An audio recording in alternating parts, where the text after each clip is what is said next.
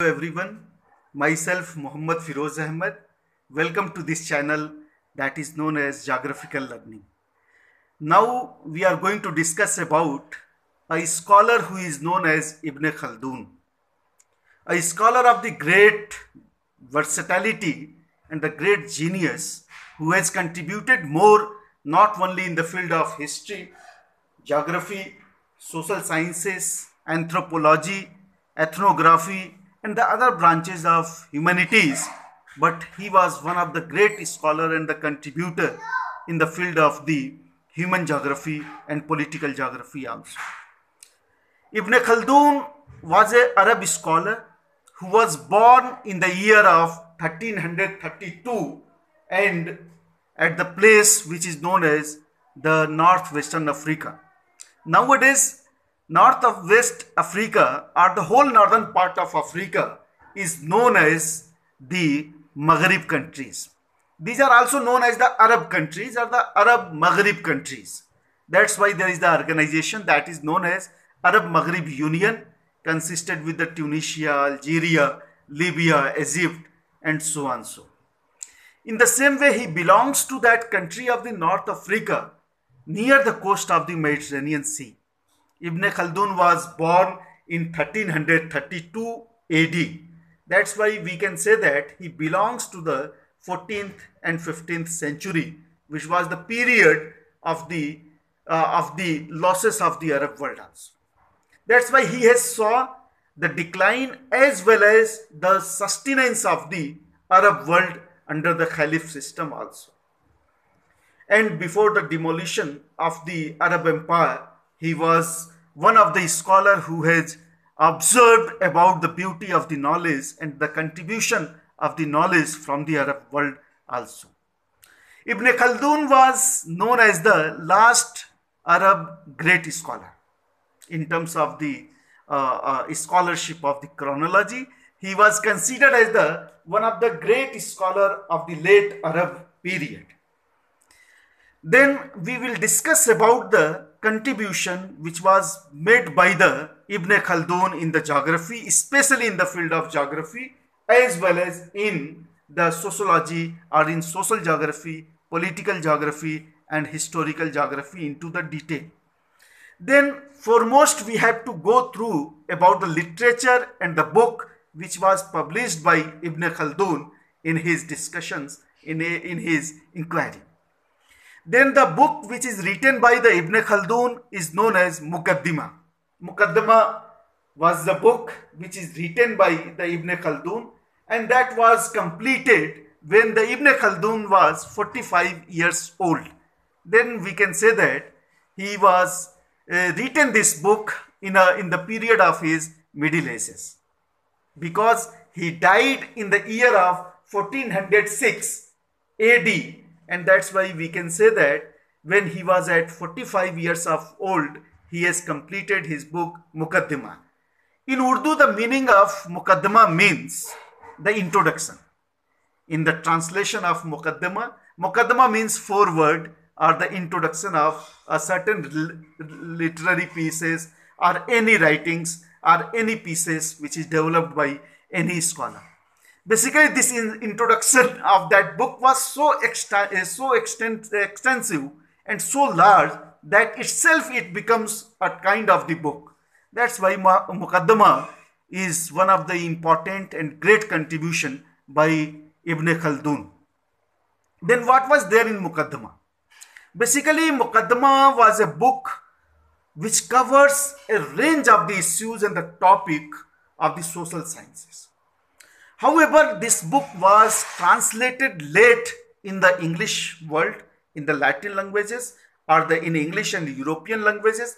That's why the late discovery of this book in English known world was causes for the later citations and the less citations of this book and its contribution in the various range of the scholars and especially among the geographers also. But nowadays, when this book was deciphered, when this book was analyzed by the other scholars and the other scholars of the world, then he saw that Ibn Khaldun has covered almost all the topics in the part of the anthropology, ethnography, and the history and growth of the civilizations, the ways of the economies and the livelihood, the living style and the attitude of the urban and the rural populations, the concept of the settlement and the origin of the settlement, the history of the civilizations and its distributions over the globe,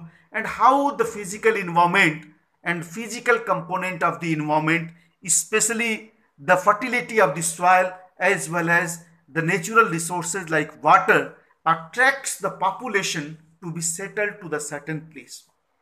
In that sense, we can say that he was one of the scholar who was proto-sociologist, anthropologist, ethnographer, who was the scholar of the historian and political sciences and the political theorist also.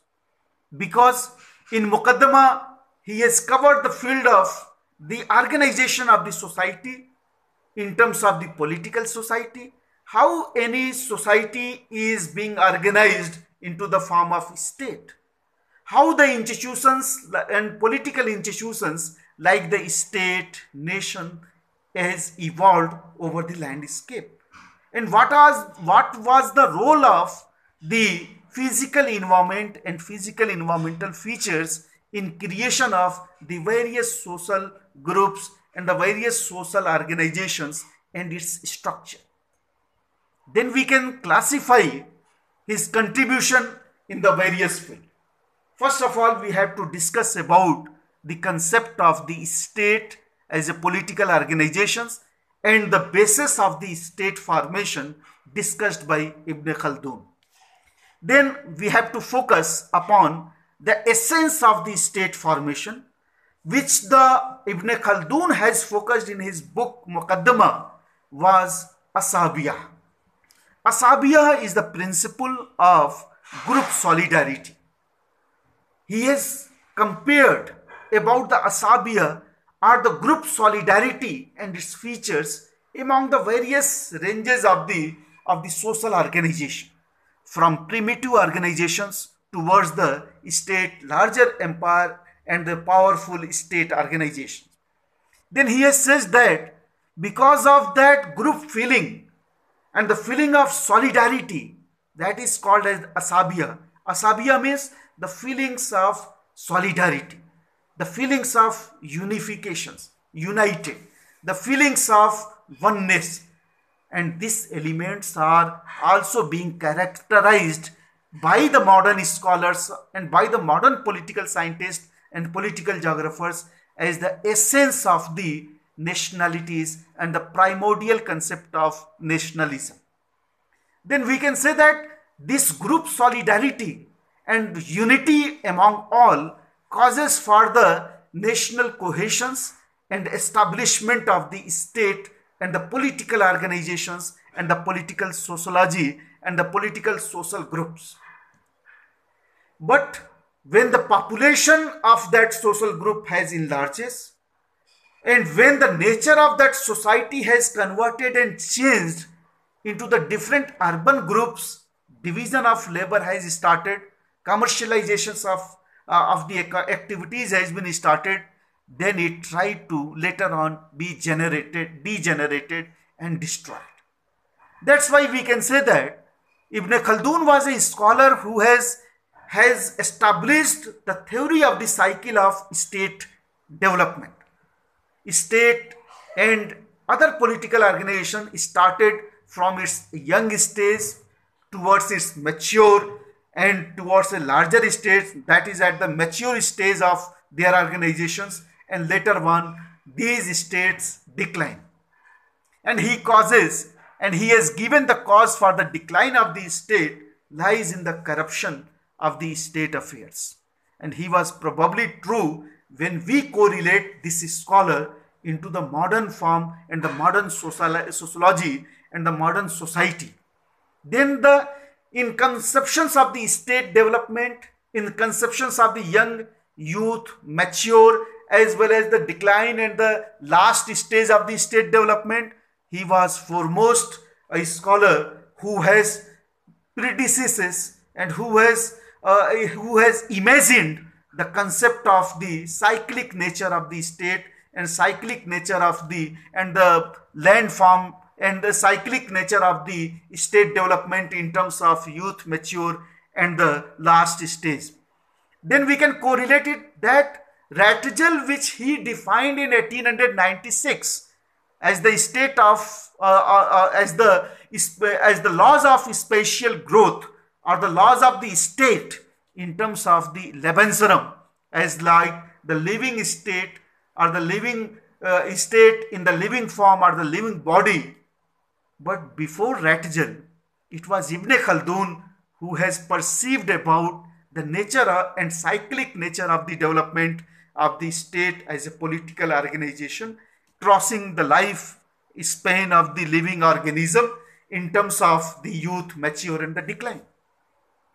Then he was perceived as a scholar of environmental determinist also. Rattgel, who is known as one of the founder of environmental determinist in the 19th and 20th century, was inspired, or we can say that before Rattgel, as a political geographer, when he has written the book of anthropogeography or the political geography, in which he has given a fantastic concept of the social development and the history of the state growth and the laws of spatial growth and environmental essence of environmental determinism.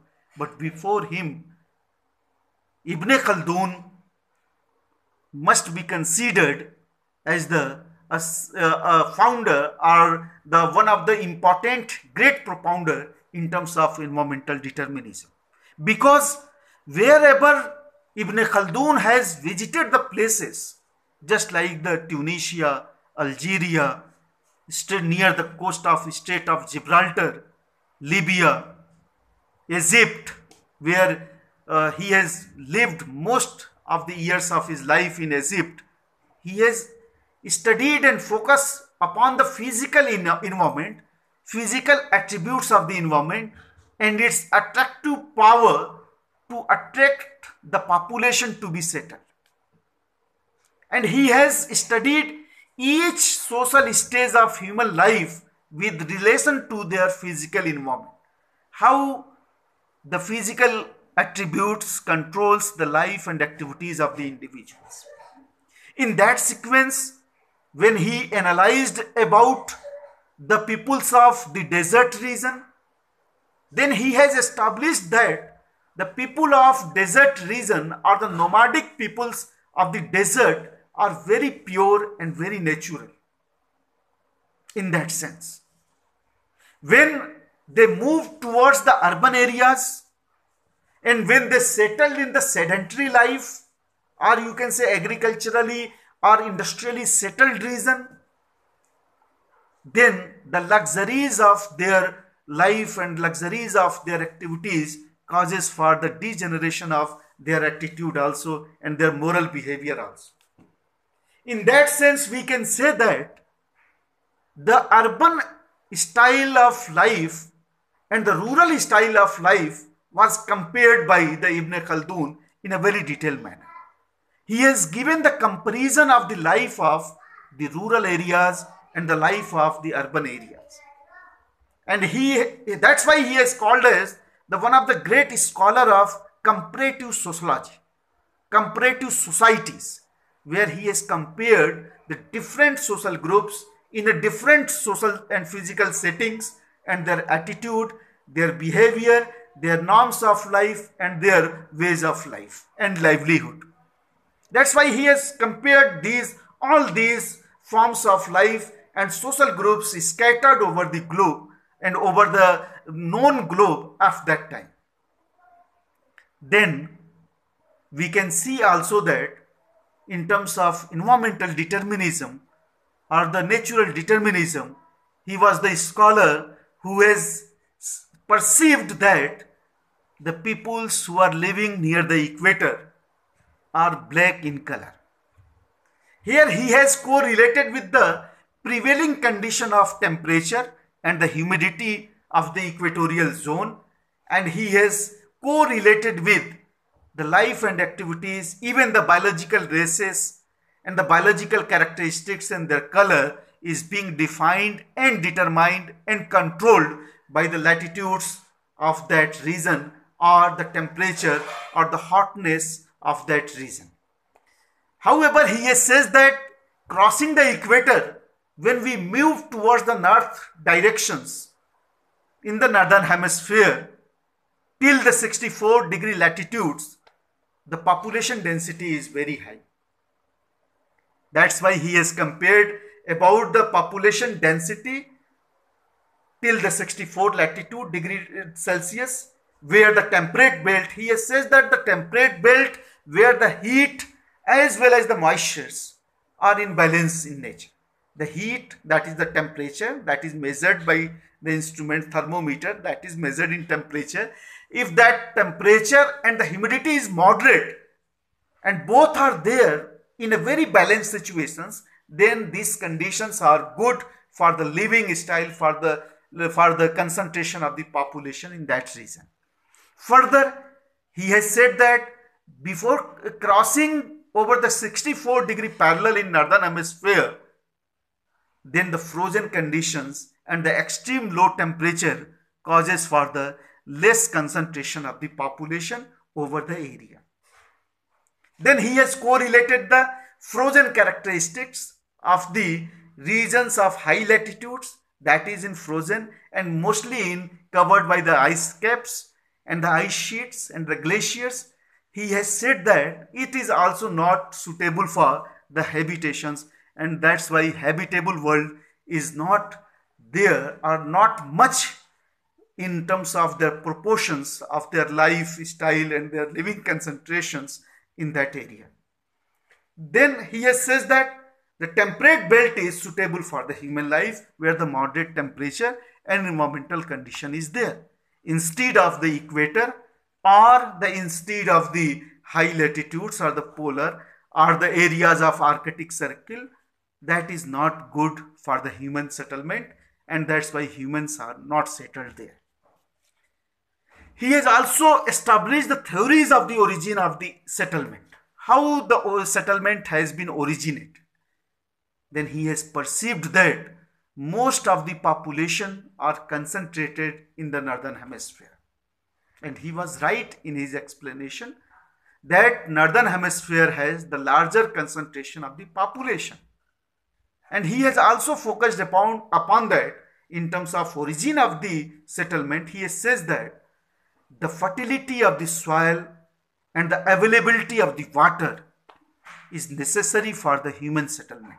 That's why human beings are attracted towards these water areas as well as the areas which are fertile, and the rural livelihood first started, and later on, because of the changes of the handicrafts and technology as well as changes in the division of labor, commercialization of the other activities, the urban and the industrial features has started and causes for the urban growth.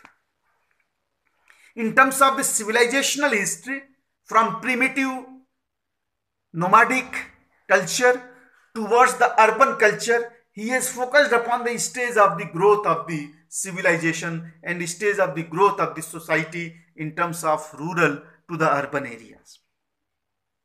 That's why he was a foremost scholar of the historical civilizations or the political history also.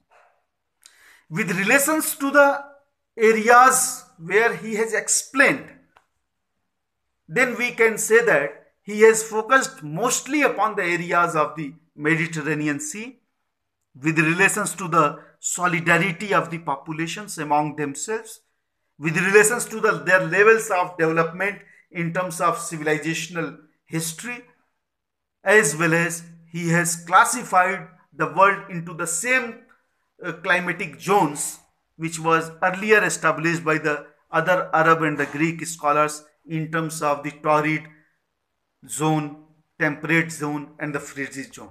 And he has correlated with the latitudes as well as their latitudes and the other environmental factors with relations to them. That's why the life in village and life in cities. He has compared a very historical manner, or a very empirical observations about how the life is structured in the urban areas and how it is different to the rural areas. Then I put here a share of the Urdu or the Urdu dictum there कि क्या तुम शहर में अभी नए आए हो, रुक गए राह में हादसा देखकर. This was the same mentality when he was, even the Al-Masudi has adopted about the comparative society of the urban and the rural areas. And he has himself says that the most of the Arab tribes prefer to live in the countryside because they are afraid that their culture and their ways or their emotions or their living styles may be degenerated when they will march towards the urban centers. That's why in terms of kingdom or the dynasty of the each and every civilization, at that time Ibn Khaldun changed into the form of a political historian, and fantastically he has explained about the dynasties of the different ruling clan of the Arab world and Mediterranean Sea also. And in terms of when he explained about the anthropohistory or the anthropological background and the biological races, he becomes a scholar of anthropology. And in terms of climatic determinism, or in terms of the environmental determinism, or when he talked about the role of the history or the geographical features in creations of the society and the social groups and the social way of life, he becomes a foremost social geographer and political geographer into the detail. And thank you so much for this listening this lecture. Thanks a lot. We will continue with the next scholar tomorrow. Thank you so much.